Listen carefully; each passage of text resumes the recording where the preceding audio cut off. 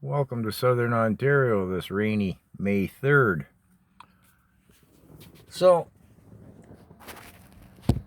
the CCP, the Chinese Communist Party, and the WEF may seem like strange bedfellows. There's plenty of folks a lot smarter than I am who are in agreement with me that they are indeed acting in harmony. Jordan Peterson and the likes of, for example. Now let's take a little step back in history for a moment. After the First World War, France, to defend itself, built, was it called the Maginot Line? I think that's what it was called. An impenetrable land barrier against what was then, from the First World War, conventional warfare. In the Second World War, the Germans just drove around it with their tanks and the Blitzkrieg, I think it was pronounced, and flew over it with modern warfare, planes. So then we move on to after the Second World War, where America and Russia got into the arms race, the Cold War, where their military strategies were still conventional, albeit with the addition of nuclear weapons, which were really just bigger bombs, a lot bigger, but anyways, tactics really didn't evolve. America built bigger battleships and bigger aircraft carrier, and the Russians built nuclear submarines, and the Americans built nuclear submarines, and they both built more missiles. And meanwhile, the Chinese were rethinking things. They were developing a new strategy. That strategy, evident now, is twofold, although I should say they also have conventional military thinking in the South Pacific,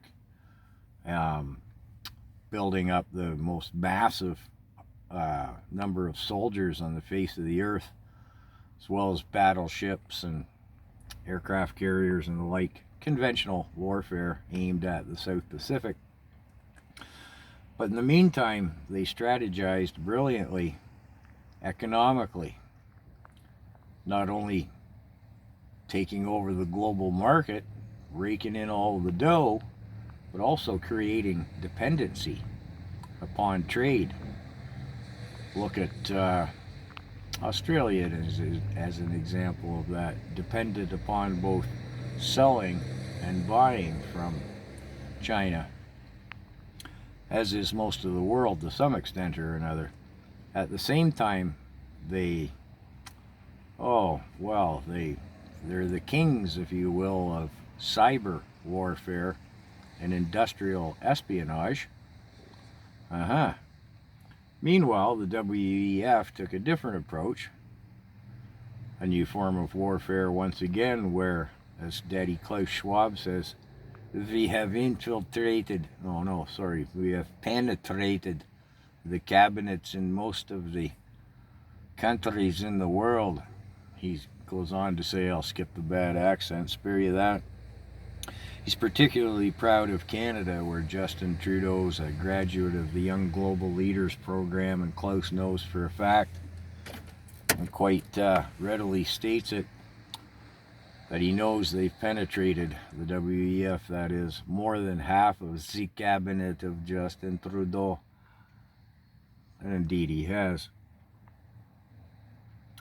So, we're faced now, we the common people, because we are at war, with a twofold front. And here in Canada, we get the worst of both. Ha!